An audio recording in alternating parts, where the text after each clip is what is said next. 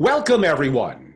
I'm Angelo Robles to the Angelo Robles podcast on Apple Podcasts, Stitcher, iHeart, Spotify, and other platforms. I'm also the founder and CEO at Family Office Association, a global membership organization dedicated to families of great wealth and their family offices. I'm really excited about today's podcast. It's titled, and I think the title kind of says it all, Meet the First Man to Walk Across the North and South Poles, featuring Robert Swan, explorer and philanthropist. I'm really excited about today's dialogue. It's not often that in a world full of almost 9 billion people, you get to talk to someone who has done something as the first person who's done it. And what that journey is like, how they define their purpose, how they developed discipline and leadership, and how does that carry over into business, investments, and opportunity. And there's just so much that we have to discuss today with Robert that I'm really looking forward to it. And on that note, Mr. Swan, Robert, how are you? I'm extremely well, Angelo, and thank you very much for having me on your podcast. This is going to be fun. Yes, it is. I'm excited to have you on. Those of you that are watching on video, it's great to see over, I guess, what's your left shoulder. And you could recognize his accent, of course, but I see the Great Britain flag. There's a long history of explorers with your heritage. Robert, do you think that's a coincidence, or do you think there's a reason why? I think that the English, the British, whatever we're called, obviously ran one of the greatest empires on earth. I mean, now when you look at us, we're a bunch of losers really on an island and we can't even stay part of Europe. But in times gone, Too harsh. we were quite a force. And I think that people like myself, from my background, which is a privileged background, were groomed, educated, probably in some cases forced to go off and lead the empire for good or bad. And I think that that was very much part of our education, our DNA, and all the history that we read as young people. So yeah, I think it's in our blood to go off and do some of these amazing things that we're lucky to do. Yes, and we're going to come back to some of what you said because I think it's going to tie in. But before I do that, my true first question to you is, what led you to pursue these journeys? First, you had to do one, then the other. I guess in a big picture perspective, why? Well, I think that I come from a family, Angelo, where my great-grandfather, a gentleman called Sir William Peat, he was the founder of KPMG. He was the P in KPMG. And I might say that I ended up with none of the finances and certainly none of the business acumen, Angelo, but I came from that background which gave us all in the family an extremely good education, especially in history. And this began, I had no concept that this would be my path in life until I watched a film when I was 11. And when I watched that film, it was about the explorers, the real explorers of the North and South Poles, Scott, Shackleton, Amundsen, Peary, Byrd, all those incredible names from history. And I looked at it, and as my mum says, and she's 105 in a couple of weeks' time, she said, Rob, you were literally pulled into this program. And really, I never came out.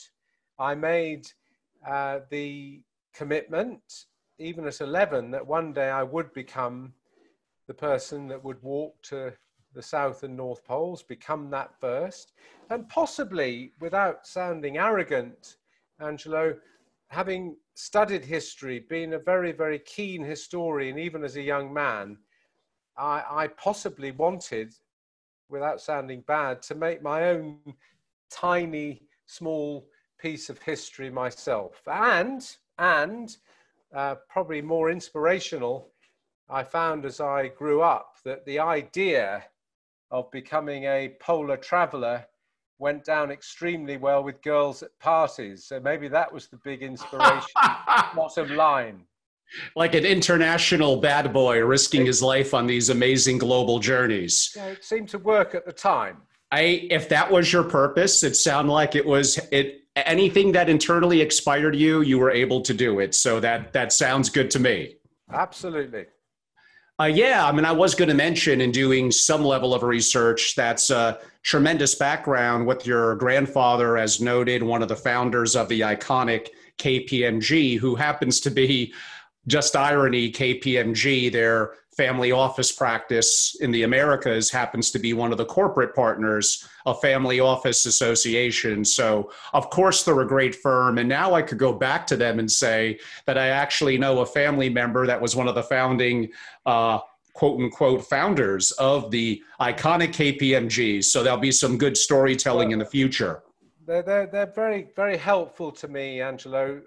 They make sure they don't provide huge sponsorships or anything, but what they do is if I set up any structure, whether that be a small company, I live in California, I have a green card, I live in the United States, I really like your nation, it's great fun.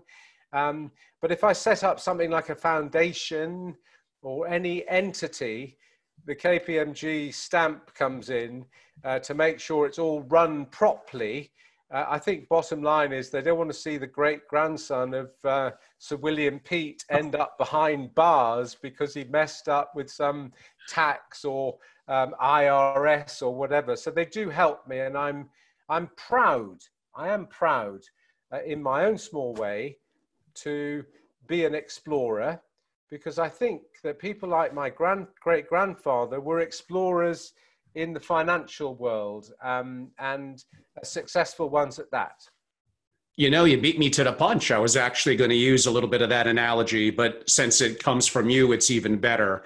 I'm still looking to, it's great, like you said, that the British have this long history of having this in their blood.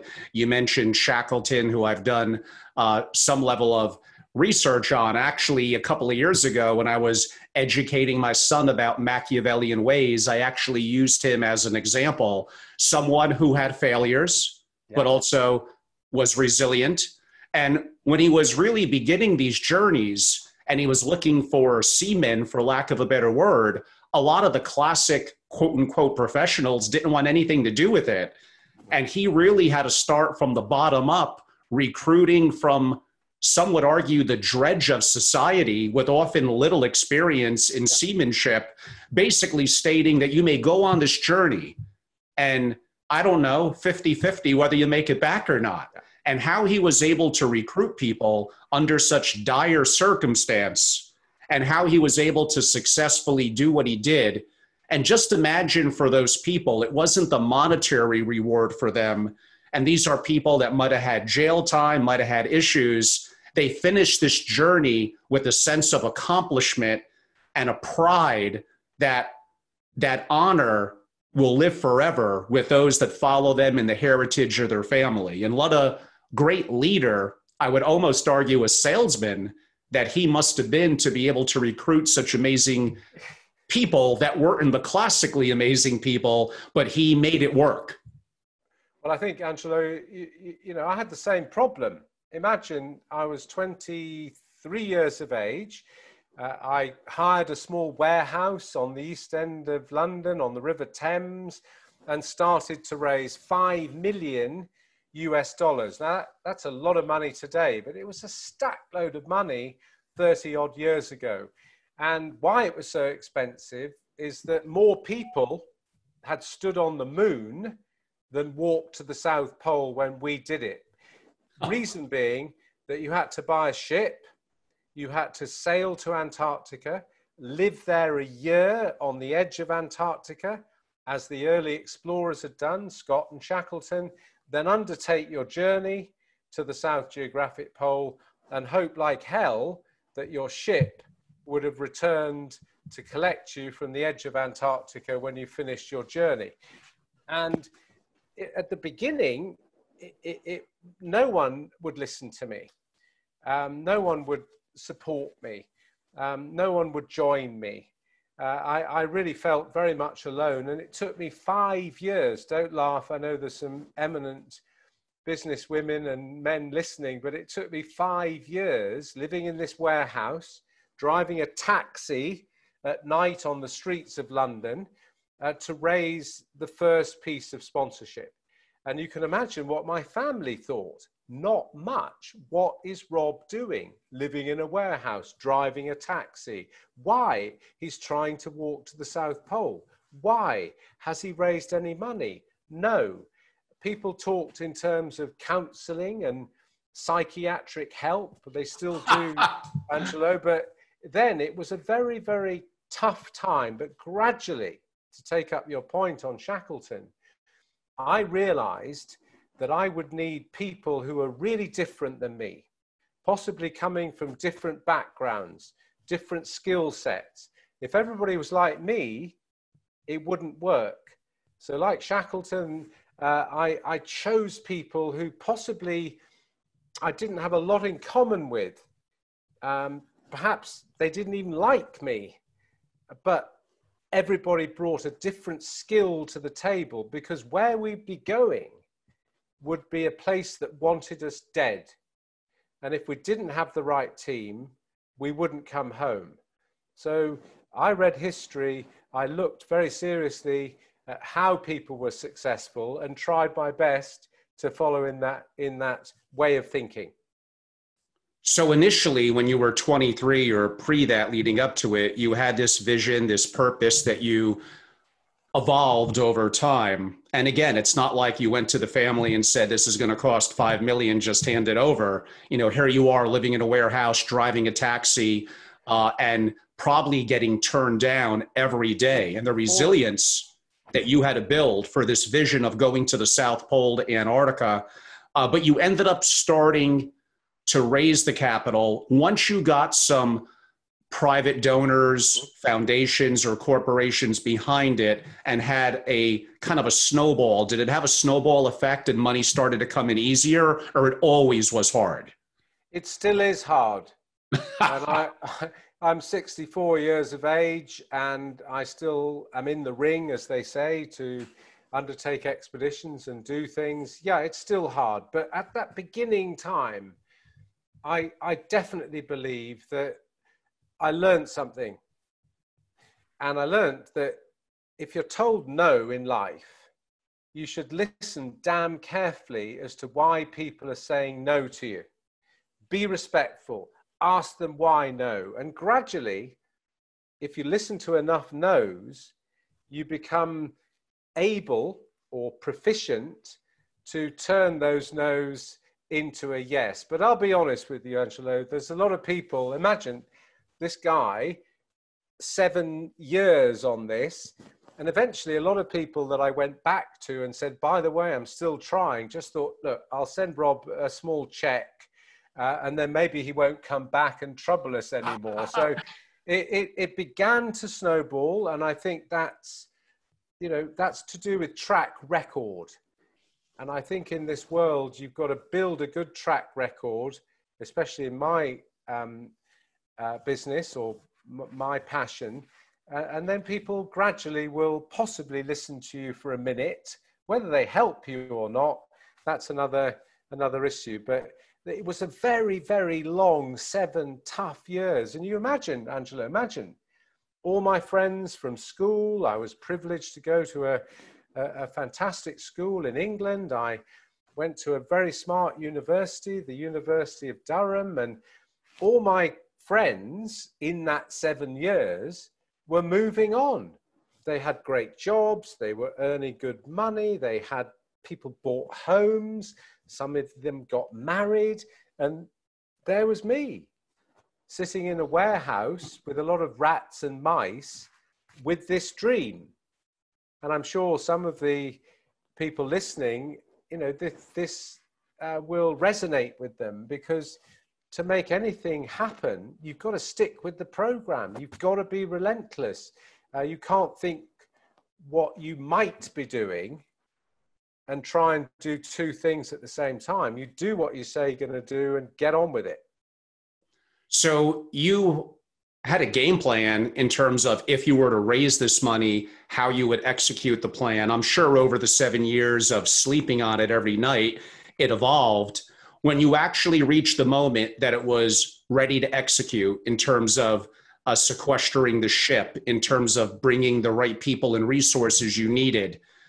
So this all happens. You then have the ship going to Antarctica. Approximately how long of a journey was that before you even stepped off the boat? It took 75 days to sail on our ship via South Africa, across to Australia, south to New Zealand. And then as we went south from New Zealand, suddenly we're in, force 12 gales with ice coating the ship. And I'm thinking, why did I do this? We should have gone to the Bahamas on holiday or something else. But eventually we arrived on the edge of Antarctica, and we're going very far south, nearly 80 degrees south. And obviously the South Pole is 90 degrees south. And our ship literally had to drop 5 of us and then leave before the ice closed in. They would go back to New Zealand, wait for us to reach the pole or get near the pole, and then come south. And please, it's important that anybody who's kindly watching realizes that we had no telephones. Of course not. None of us. Did you have a sat phone? No, we didn't even have a sat phone. They didn't exist. So we had no connectivity. So once the ship left, that was it. 5 of us would live in a hut for 9 months. 3 of us would go to the pole. And in all that time, we'd have no communications with the outside world at all for a year. And when I say that to, people like my son who's 25, they sort of go, but Dad, how did you do that to not have any input? Trust me, it was quite nice, especially when I look back on it now. So it was once we got there, that was it. And 9 months later, 3 of us would set off on what was the longest unassisted march ever made in history on Earth, 900 miles on foot to the South Pole. That's amazing. And in terms of, obviously you're prepared in terms of clothing, but you're going to go through multiple pairs of shoes and boots. But again, this probably deals with the importance of, although this was a passion and a pursuit of yours, you needed to put critical thinking and deep resources behind it to make sure that you had the proper resources to execute upon your trip. And I think that's a lesson that many of us could learn, as opposed to jumping willy-nilly into something that's top of our mind at the moment, to have a deeper purpose, but to have a process to your outcome, to have a game plan. And even though you were young in your 20s, you apparently did a very good job at that. Well, I think that 2 things. One is that going back to the technology, we had no radio communications, nothing. We had no GPS to tell us where we were going. We would navigate using the sun, a sextant, and a watch. And if we made one small mistake, we would miss the South Pole Scientific Station run by your government. They do great scientific work there. We'd miss that tiny building in an area twice the size of Australia. So if we got our navigation wrong, we wouldn't get to the pole. We couldn't ring up Mummy for help on our iPhone 12. That was it. And what I realized again, which was, I think, very helpful, is that I truly believe in servant leadership. I got everybody, Angelo, everybody, to the moment when we started walking. I'd raised the money, I'd got everybody behind us, I had the plan, but once we started walking, I stopped leading. And I think that was one of the reasons that we were able to succeed, because Roger and Gareth, who I was with, are the sort of people that can climb Mount Everest in their underpants before breakfast type of guys, right? These are total, true mountaineer professionals. They couldn't raise one dime in sponsorship, but they could get us to the pole. So once we started, I was literally like a dog pulling my sledge in service of them, and truly didn't look over their shoulders. I would be there as their support. And I think that was a really good thing, because they were empowered to make that journey. They knew the buck stopped with them, and it was 900 miles. The experts, I'm sure you've come across them, Angelo, the experts said we'd die. We calculated in our strategy that we would simply just get very, very thin. We would lose a lot of weight. And I lost 69 pounds. Did you actually bulk up pre-traveling, knowing that? We tried to, but it was hard because we were living for a year in Antarctica. So yeah, we put on a few pounds, but we got really, really, really thin. And just as an aside to that, I don't know why I'm saying this, but when you've actually starved, you never forget it, Angelo. You never forget it. And, you know, as we walked to the pole, we did starve. And when I see pictures of sad people around the world, you know, in less fortunate circumstances than I am, it kind of twinges something deep down in my soul, because it brings back that feeling. But we stuck it together, 9 hours a day, 7 days a week, 70 days in a row, 900 nautical miles. And what, again, going back to the plan, that once past halfway, 500 nautical miles in, we can't turn back, Angelo. We can't turn back and go back to our two friends at the base camp. We go on and either reach the South Geographic Pole or die in the attempt, because it's too far home. And by we get halfway, we cannot have the strength to pull somebody injured back to base camp. And one of the questions that we did answer is that what happened if a person twisted an ankle, broke their leg after halfway? Well, it was a simple answer. You would be left to die at the side of the trail. Point number one, it was a pretty good incentive not to twist your ankle or break your leg. But point number two is that was always in your mind. Once past halfway, game on, get there or not come home. And that again goes to planning, in terms of the people, yourself and the two others, made a mutual decision, no matter who it was, no matter what your feelings were, that this was a journey that we were making, where if this were to happen, it'd be very sad, but we need to move on. Yeah, exactly. That's just reality. Yeah, well, no, but that's, you know, that's what one must do in life, is to cover those things that possibly are left a bit in the air. And we as a team, before we started walking, made those choices to say, if this happens, this is what happens. Do we all agree? Yes. The only thing we never agreed on was that, did you leave food for that injured person left at the side of the trail? In theory, they were dead. In practice, they were dead. No one knew where we were. No one would ever find them. But that choice is, did you leave them food or not? We never actually decided on that. That was the thing. We never were able to sort of say, well, fine, you know, just carry on. I'll give you my food, because there always might be that hope that somebody might see you from an aeroplane or something. So yeah, we made those tough choices as a team before we left. On the journey, it wasn't the right time to have this debate. And this goes to the importance of, and again, amazing for someone in their 20s, where sometimes their internal vinegar and their think they could conquer the world. And it's important to feel that way. But you realize you needed team members with varying skill sets that you didn't have.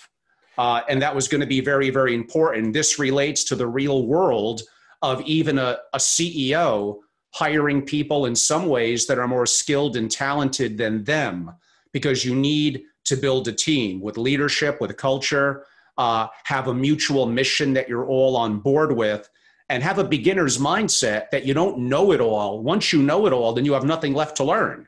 Exactly. And that diversity does require effort. It's very easy to say, let's get a team together of different people, different skills, different attitudes, and say, yeah, it's much stronger to have that team. Yes, it is. But it's often hard to manage that in a way that doesn't create conflict. And possibly the thing I learned as leader, and remember, I'm not just, a young person doing this. I was the youngest on this expedition by 7 years. So all these people were in their late 30s, and there was me at 29. So again, it was difficult, but I tried very hard to listen to what people were really saying. Not as a leader, listen to what you want to hear or what other people want you to hear. That's well said. I think that was a good part of surviving. And guess what, Angelo? After 70 days, 900 miles on foot, we reached the South Pole. Roger and Gareth had navigated us using a sextant 300 yards off course in 900 nautical miles. They were really the best. Amazing. We've done it. Yeah, that's an extraordinary accomplishment. Along that 70-day journey, given that there was no drop ship points or anything like that, what did you do for food? Well, we even took the wrappers off our chocolate bars and food to save weight. There's a finite weight on a sled that you can pull. And for us, it was about 360, 65 pounds on a sled. Imagine that weight, dead weight at the beginning. So we realized that we would only be able to take 5,600 calories each person each day, which sounds a hell of a lot. But to survive and not lose weight, we probably needed about 7,000 calories a day. Hence why we lost so much weight. And the food, when you look at it, it would kill you in the real world. It was butter, or as you say in America, butter, half a pound each a day, eaten as a chocolate bar. Chocolate, dehydrated food with butter and cooking oil in it, and salami. But it was heaven to eat that stuff when you were that hungry, but you needed that fat and those calories to power you to be pulling that sledge every day. And remember, if we get slow, and it's like targets in real life, we have to average 12 miles a day. Average. And if we fall below that average and we don't hit that average, we're going to run out of food and fuel and we're all dead in 5 days. So we've got to keep that average up. And, even my maths will tell us that if you fall below and have a day where the storms blow and you can't move, the next day you've got to, in theory, do 24 miles to make it up, but you never can do 24 miles. And often through discipline, we had to have a rule: no miles south made in a day, no food consumed, because that day did not exist and we didn't eat.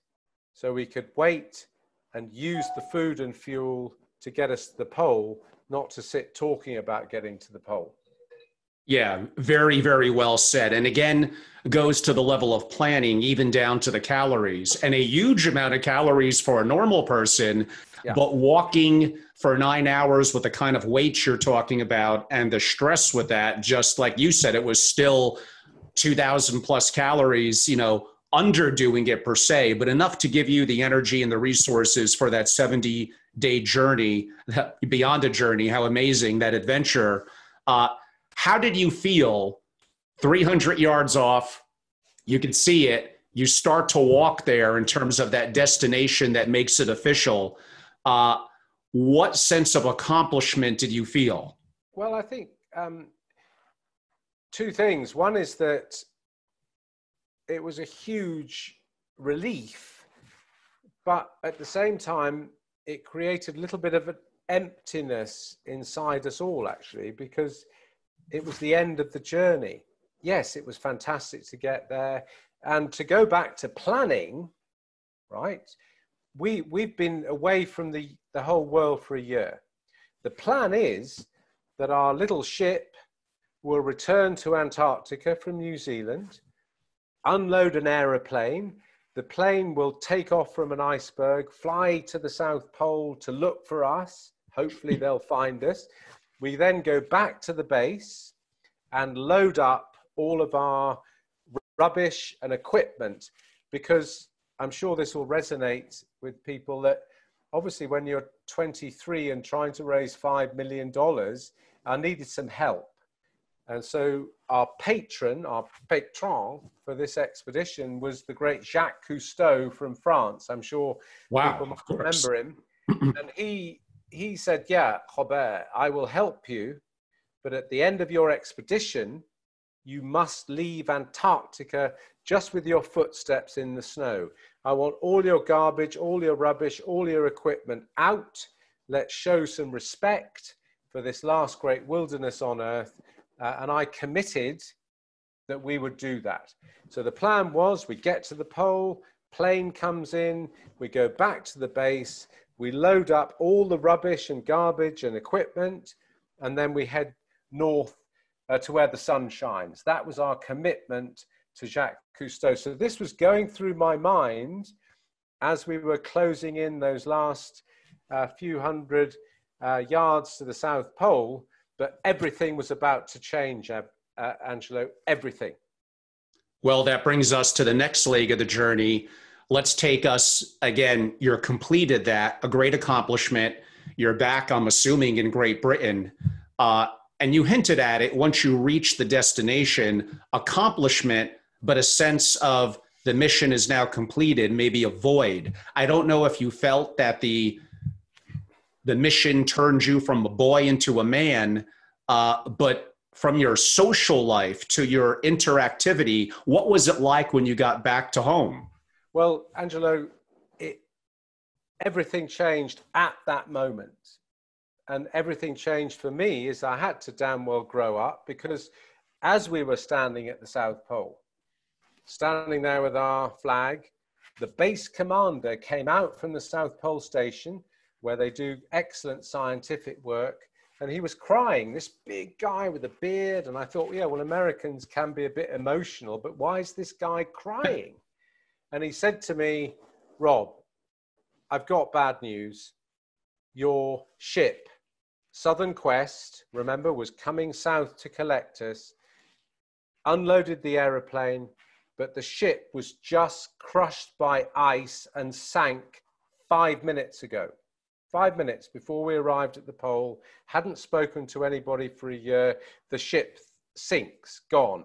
Most important thing is everybody's safe, and that's all that counts in the end. But imagine me, being me, I had said to my fantastic bank manager in London at Barclays Bank, I said, don't worry, I'll pay all my debts off by selling the ship when we get home. You can't, Angelo, insure a ship that far south. You can't. And therefore, when the ship went down, I lost all my money. My home was taken, all my savings were taken, because I was in debt. So I'm in debt. I've got 60 tons of equipment in Antarctica that I promised Jacques Cousteau we would take away. I've got 25 people standing on an iceberg ready to kill me because it was all my idea. And at that moment, I did grow up. And I think it's so important what happened, because in a world, present company accepted, Angelo, the world is full of empty words. And I do believe that good leadership is about thinking carefully before you make a commitment. That might be to the people you love. It could be to your extended family, your community, your company, the planet. But you should think carefully before you make a commitment and then do it. And I said, damn it, we're going to finish this job for Jacques Cousteau. No money, bankrupt, people all over Antarctica, and 3,000 miles back to civilization, and we don't have a ship. But I had the best team. We also had a contingency plan for this, believe it or not. 3 people would stay another year in Antarctica. I got the rest of the expedition back to civilization. And 1 year later, with another ship, I headed south, picked up that team, removed all our garbage and rubbish, and delivered on our commitment to Jacques Cousteau. That sounds good, but I ended up at the age of 29 and a half with a personal debt to the bank of 1.2 million US dollars. I'd never had a job and I had to pay it off. And it took 10 years to repay that debt. I'm so proud we did it for 2 reasons. One is we said we were going to do it. And secondly, that we delivered on our promise to Jacques Cousteau and gained a little bit of track record. So that was a hell of an end to the first expedition to the South Pole. Yeah, what an amazing story. We're going to get to the North Pole in a little while, but let's take a little break relative to the lessons that you learned from keeping your word, to commitment, to purpose, to leadership, things that we read about, but you put into practicality and learned from a variety of perspectives, but most on hands-on. What I would like to go a little bit in the direction, and we'll get to the North Pole in a little while, is how you took these lessons that you learned and how you help others now. Given that you come from an intriguing family that created an iconic company, I'm assuming you also work with successful business owning families. And we all know many families of great wealth do not make it past the 3rd generation with nothing to do or little to do with investing or taxes, a hell of a lot to do with the dynamic of leadership and commitment and character. One of my members actually really cemented that in my head. You have to raise your children with character. So how do you work with families, business owning families, successful families, whatever it may be, to help their next generation, their rising generation, learn the principles you learned without having to go to the South Pole to do it? Well, funnily enough, we did have to go to the South Pole again, because I think obviously if you're working with spectacular families, you've got to be relevant. I think being relevant in life is really important as a leader, or you try to be. And I have a son, Barney, he's 25 years of age. And my mother, who's I say, very experienced at 105, she said to me years ago, don't push Barney into doing what you think he should do. Let him decide. So Barney decided about 7 years ago that he wanted to be part in a small way of what I've been doing. And he did say, because he's a rude chap, he said, well, Dad, and also I think I ought to make a bit more success financially than you ever had at the same time. So cut a long story short, Barney and I have made some journeys together, big journeys in Antarctica. We made a journey to the South Pole, only surviving on renewable energy. And we are really, really different, Angelo, as characters. Radically different. I'm the bulldozer. I won't listen to anybody. I keep pushing. And Barney's a bit more chilled. he'll kind of stand back a bit and say, well, Dad, you know, why don't you relax a bit? And maybe you should go and sit in the garden and look at the plants, you know, very different people. But what we've learned, and a story that we like to take to fabulous families and groups like that, is that you can do it even though you're different people. That in this world, and let me be honest in saying this, Angelo, that I'm not an explorer and I'm not a scientist. Sadly, I'm too stupid. And I'm certainly not an environmentalist. I'm not qualified to be one. But I'm qualified to be one thing. I'm really good at staying alive. I'm a survivor. And I think that what we bring to the table for corporations is the teamwork, leadership, and everything else. But for families, I think it's terribly important that if we as a planet, and we are in a survival situation. Angelo, I'm looking out the window here in California, and sadly, I can't see the end of our little garden here because of the smoke. We are in a survival situation here on Earth, and to manage that survival situation, let's be positive and hopeful for people, especially the younger generation. So what we do is we engage through the story, and we take young members, young people from families from all over the world on expeditions for a couple of weeks to Antarctica. Now, you don't have to be a Tarzan or Amazon to come. I take young ladies from India who've never seen snow. But we take them down to Antarctica for a couple of weeks to get that feeling that maybe as a young person, just like my son did, they can find their own way within the structure of the business, within the structure of the family. They can find their own path, because it's terribly important that my son Barney does not want to live in the shadow of Rob Swan. He's gone out and he's found his own mission.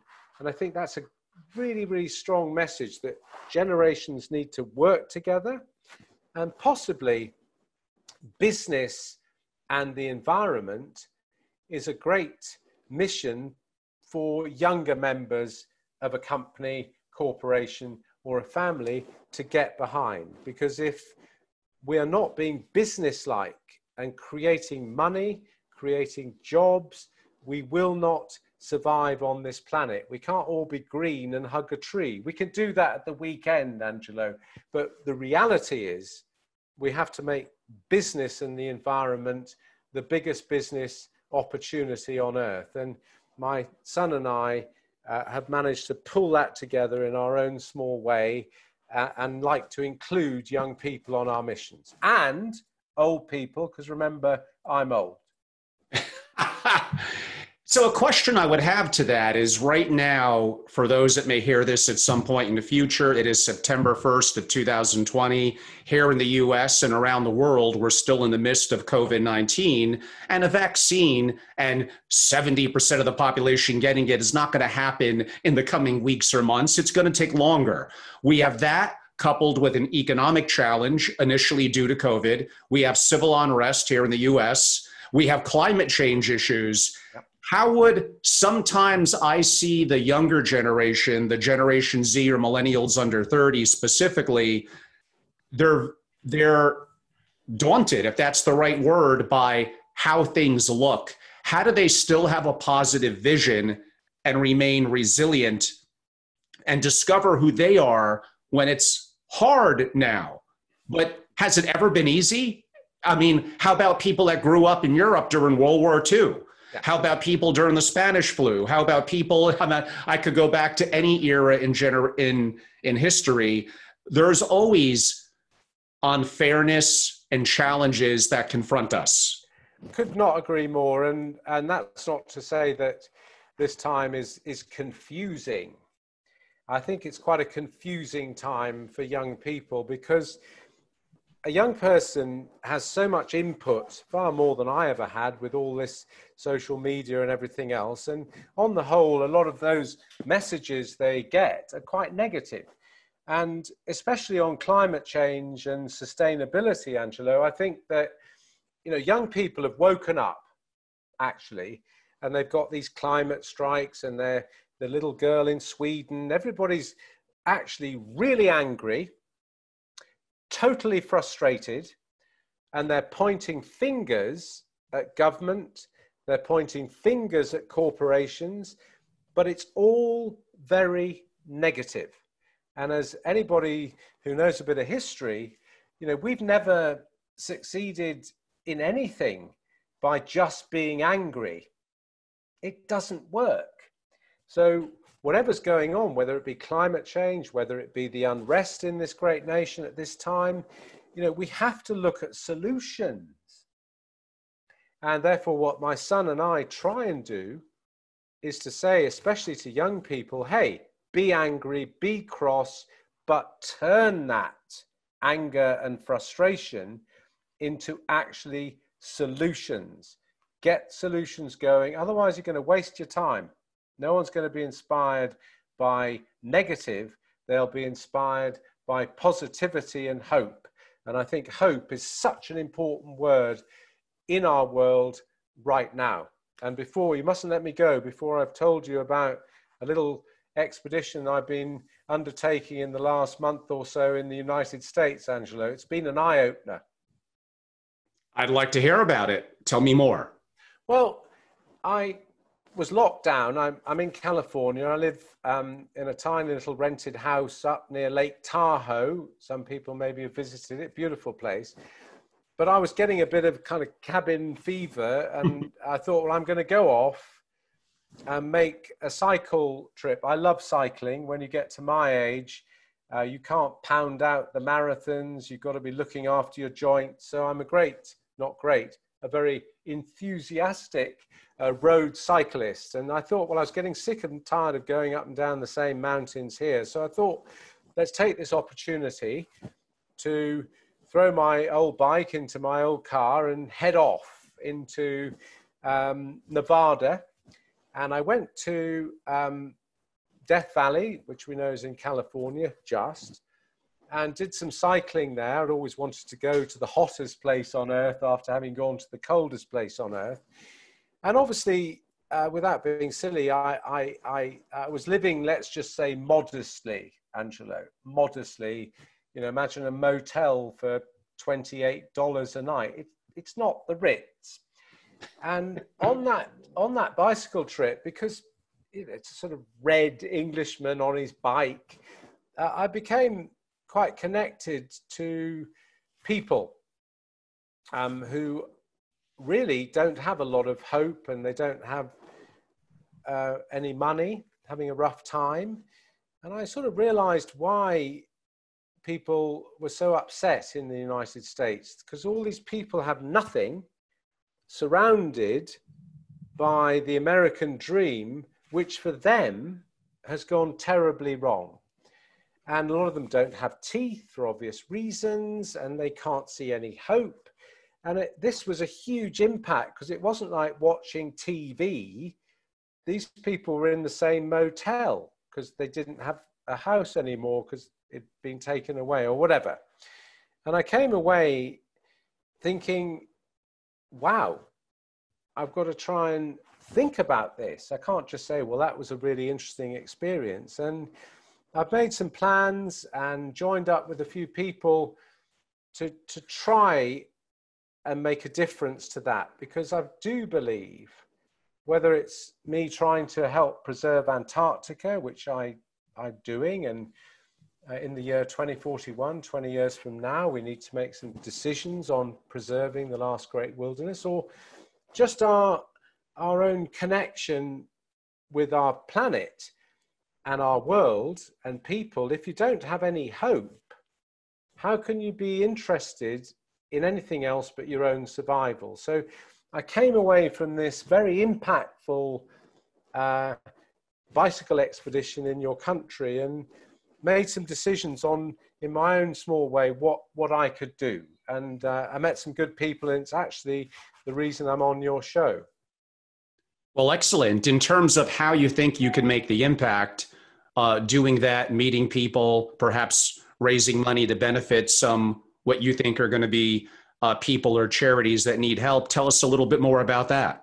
Well, I think that I've came across the really incredibly interesting group, the Regenerous Group, and they're a bank, but a bank with a difference. And they're actually thinking, how can somebody I went to this place called Goldfields, Nevada. I mean, this was like being in a film, never mind watching a film, of very sad people with nothing. How can those people actually have some economic mobility? How could they get a bank account? How could they take their lives, possibly move on from being in jail to being an active member of society? And I was so impressed by the Regenerous Group. And in return, for me helping in my own small way with them, they've launched a little fund, hopefully it's be a big fund, which is an Antarctic donor fund, because I need to step up the game with this. 20 years from now, Angelo, the treaty that preserves Antarctica, the last wilderness on Earth, could stop, could be changed, and we could be stupid enough to throw away our last chance to show people 10,000 years from now that we were capable of leaving one place alone for science and peace. And this fund is going to look at education, inspiration, and also being businesslike. Why would we, Angelo, go to Antarctica to exploit it? It would be for energy. And if we're using more clean, renewable energy here in the real world, no one for financial reasons would go and exploit the Antarctic. And I'm working with them. I'm so excited. And at the same time, I feel that I might be able to engage some of these people and help some of these people that have lost all hope. And I think that people not to have hope in such a great country needs some attention. So I'm on it, Angelo. I'm here. I'm still in the ring and doing my very, very best. You sure are. And I will note, those that are live today, we are joined by one of the co-founders of Regenerous. That would be John Bellarmini. I'm always terrible at names, and I've known John for a long time. Bellarmini. And John's a great guy. Those of you that are live in the chat now, you'll see him there, and I recommend you reach out privately or as a group. He's doing amazing work as an entrepreneur, a philanthropist, and really actually was the person who introduced me to Robert Swan. So at minimum, you could thank him for that. And that's been a tremendous amount of fun. I was going to ask you, for those watching on video, but you answered. Your shirt does have the numbers 2041 for the year 2041. You said that's approximately 20 years away. And I'm assuming this relates to everything you said with the trajectory that we're on now relative to effectively climate change, that much of what we know of the Antarctica and much of what we know potentially of some coast in the US and others is changing dynamically. We had Jeremy Grantham on, who's one of the, wow. Yeah, he's one of the most successful, global billionaires and voices in climate change as well. Really speak about, we're getting a little close to the point of arguably no return when it hits a certain metric, and we're maybe not that far off. Well, I think it's fairly simple, really, in my view, is that, people still, for some reason, say, is climate change happening? Look out the window. 30 years ago, we walked the North Pole, Angelo. Now, sitting here now, you can no longer walk to the North Pole because the ice has melted. So, climate change is on us. Now, whether we're causing it or not is actually irrelevant. It's happening. And I have this view that we should treat it as an insurance job. People watching insure their houses, their homes, their cars, Obviously, no one will insure me. But why do we insure ourselves? Why do we insure ourselves? We insure ourselves just in case. Just in case. So I think that we need to look at our world and say, hey, how can we we can do more than we've ever done. This is not some environmental issue anymore. It's a survival issue. And I think that we can all step it up, make good investments, help people do the right thing, and at the same time, make sure that it's positive, because if it's all negative, people just switch off. We need to switch them back on. Very good point. And although we're running out of time and we're not going to have the time I wanted to get completely to the North Pole story, I think we have to at least give the abbreviated version. What made you partake on that journey, and what were some of the lessons and obstacles that you had to overcome? Well, very quickly, yes. I mean, I'd done the South Pole. We'd done the South Pole. Let me make it clear. After listening to me very kindly today, anybody, I couldn't have made it to any pole without a team. I was the person that had the dream, the vision. Other people made it happen. And the North Pole, you're walking across a frozen ocean for 700 miles, every step away from land into the middle of an ocean, which is supposed to remain frozen all year. And we got 642 miles from land, desperate battle. The entire ocean 30 years ago decided to melt beneath our feet. Of course, we didn't have radios, no backup. Hell of a fight to get to the North Pole. We had to run 40-hour days to do it. But we were an international team, 8 of us from 7 different nations. And I learnt, again, that art of listening to what people were really saying, not just telling people, but listening. And it was a hugely successful expedition. And when I got there, put the flag in the North Pole and thought, yes, that's it. I'll never have to do this ever again for the rest of my life. But as many parents know, my son Barney managed to persuade me to go out and walk to the South Pole with him. And at the end of next year, I'm completing a mission where we will have crossed the whole of Antarctica on foot over 33 years. And I've got 97 miles to finish that job, Angelo. So thanks so much, everybody, for listening and being with us today. I've had so much fun. I hope you have. Thank you all very much. Well, you've been very kind, Robert. What I would like to do is give you an opportunity to talk about with what you're doing in the bicycling and raising, for the fund and resources, and the work you do with families and corporations on their young and rising generation leaders. Effectively, how could people reach out to you? Do you have a website, an email, social media accounts you'd like to give? Well, I think it's very simple that John, who's on the line today, he and I can get back to you on any fund idea that is in progress. But if anybody would like to get in touch with me, it's very simple, robert@robertswan.com, or just www.robertswan.com. The email's robert@robertswan.com. So I hope that makes sense. I'm not very good with these things. Well, that's an incredibly easy URL, robertswan.com or robert@robertswan.com for email. So that does make it easy. Well, thank you very much. And, I live in the United States. I know I can't travel right now, but I'd be delighted to undertake a Zoom call, perhaps have some pictures. But I knew I was on today with Angelo, and he and I would have a great to and fro conversation. But I can show some pictures of the story that you've heard. And I just wish you, one last thing I want to say is that I just want you all to be safe. On an expedition, when it's minus 40 Celsius, you have to be disciplined when you start. But human nature is such that even under those conditions, you become a bit lazy. Possibly you aren't wearing your gloves properly, your jacket's not done up properly, you become lazy. And then you can get hit. And I just ask people, all of you, please, I do believe that this virus and this COVID thing, it should stop with each of us. And all of us should say, hang on a minute, are we keeping up our discipline?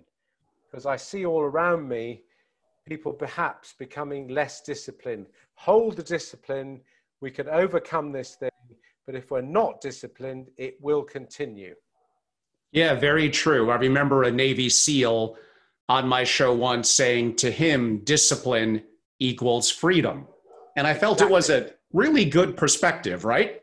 Very simple and very, very true. I'm going to remember that. Everyone, I'm Angelo Robles. I'm the host of the Angelo Robles podcast on all major platforms, the founder and CEO at Family Office Association, a global membership organization dedicated to families of success in their family offices. As I noted in the last week, we have a brand new website, which is great. The same URL, familyofficeassociation.com. Plenty of resources on it, a very active YouTube channel where this video in about a week will make its way onto my YouTube channel. Really only about 15% of them do, but this was such a great one and so unique. I wanted to share it more broadly with the world.